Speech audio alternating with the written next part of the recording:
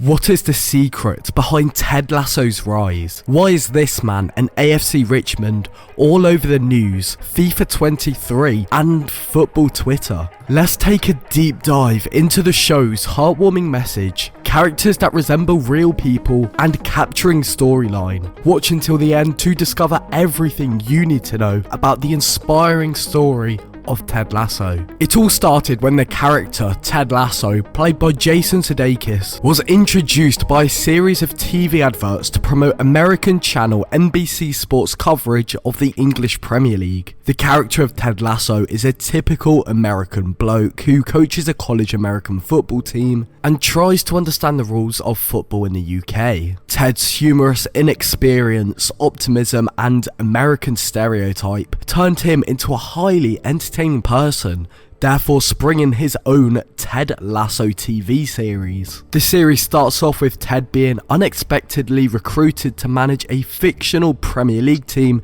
called AFC Richmond, despite the fact Ted has never watched a football game in his life. Ted was hired purposely to destroy Richmond as an act of revenge by the new owner Rebecca Welton to ruin her unfaithful ex-husband, the previous owner Rupert. Ted and his assistant, Coach Beard, arrive in Richmond for their first training session where they are hated by the players and fans. Due to his positive charm and resilience, Ted wins over his players and brings them together. As Ted learns the game of football and solves his team's personal issues, they manage to get victory and end the losing streak.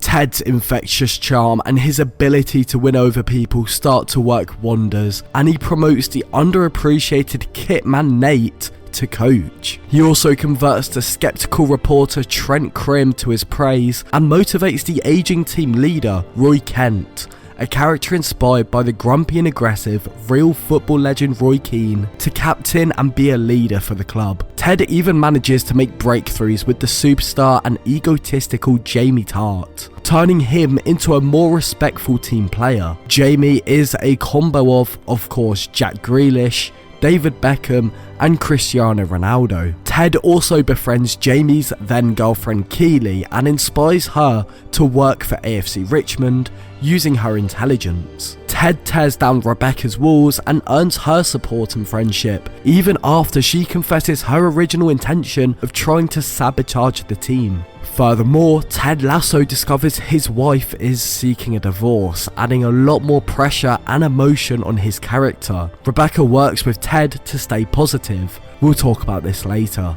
The series continues with Jamie Tart moving to Manchester City, who face Richmond in the final game of the season. Despite their best efforts, they lost the game and as a result got relegated. But a newly united Ted and Rebecca have hope that they can earn a promotion in the next season and set their sights on Premier League glory. And that kicks off in season 2. The new season of Richmond FC starts with a streak of ties, and Danny's penalty kills the club mascot, which of course hurts his morale. The character of Danny is lightly based on ex-Manchester United player Javier Hernandez. Meanwhile, Rebecca tries to find love. Roy retires due to an injury, Jamie gets evicted from Man City and seeks a return to Richmond, and Sam pulls out of a sponsorship deal and protests against environmental atrocities in Nigeria. Richmond suffer loss after loss, and Ted seeks Roy's help to ease the tension. Rebecca finds a connection on a dating app, and Roy switches from punditry to coaching. During the series, Ted suffers a panic attack during a match, but Nathan steps up and leads the team to a win. Afterwards, Ted seeks help from Dr. Sharon, and they start to make progress in their sessions. Meanwhile, Rebecca and the anonymous user from the dating app plan to meet, but she is surprised to find out that it's actually Sam.